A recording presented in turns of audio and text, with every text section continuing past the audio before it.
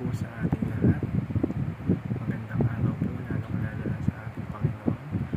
Ako nga po pala si John Robin Medina at ngayong araw po ay samahan ninyo akong muling pag-aralan at magbulay sa mga salita ng ating Panginoon. At ngayong araw po, September 30, 2024, araw ng Lunes. Ang title po ng ating devotion ngayong araw ay ang The Trinity and Creation.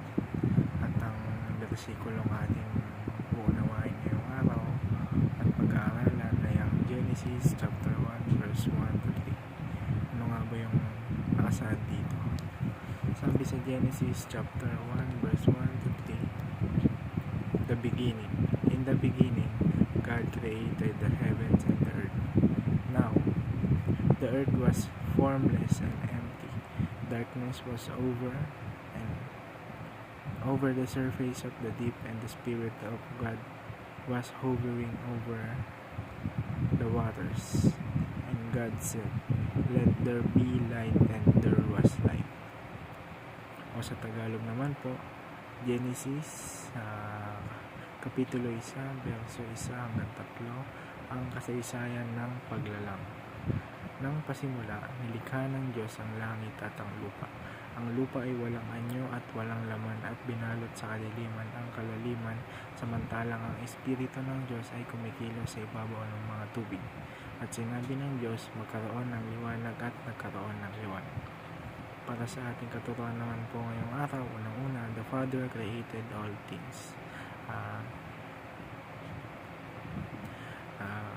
Ang Diyos Ama siyang lumikha ng lahat ng bagay, lahat ng natirito sa mundo ay tanging Diyos lamang ang lumikha. Ikalawa naman po, Jesus was the agent of creation. Kasama ng Diyos Ama na likhain ang ating Panginoong Jesucristo.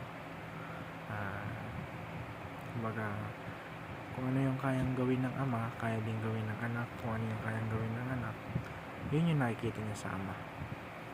At sa ikatlo at huling teaching natin ngayong araw, the Spirit gives life to all living things. Yung Santong Espiritu, siya yung bibigay buhay sa lahat ng bagay dito sa mundo. Kabilang na tayo. Ang Santong Espiritu ang pinagkaloob sa atin ng Diyos upang tayo gabayan sa araw-araw, upang gabayan tayo sa mga desisyon at mga bagay na gagawin natin sa ating buhay. At yun lamang po para sa ating katutuan ngayong araw. Ngayon naman po, mapunta naman po tayo sa ating application. Una, study the doctrines of the Bible. Ikalawa naman po, learn to explain the difficult teachings of the Bible. At ang ikatlo ay understand why you believe what you believe. At yun lamang po na may napulot po tayong aral sa araw na ito. At maraming salamat po.